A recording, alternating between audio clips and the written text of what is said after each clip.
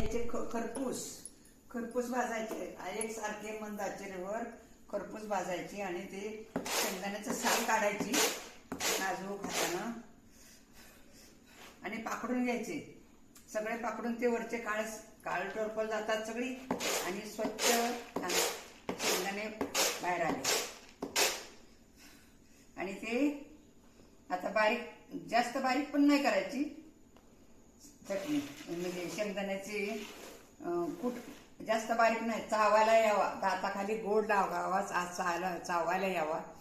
असं शेंगदाणे ठेवायचे भाजून शेंगदाणे पाकडून आणि नंतर मग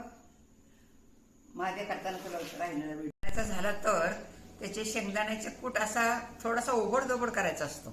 जास्त बारीक नाही केला चिकल होतं आणि ओबडधोबड खूप ते तुकडे तुकडे दाताखाली खूप छान लागतात तू महाद्या सुद्धा खूप छान होतो हा महाद्या प्रवासी महाद्या आणि आपण रानात जातो शेतात जातो खायला ना पिष्ट असली तर आपण खातो तर त्यावेळेस त्याला कांदा भरपूर घालून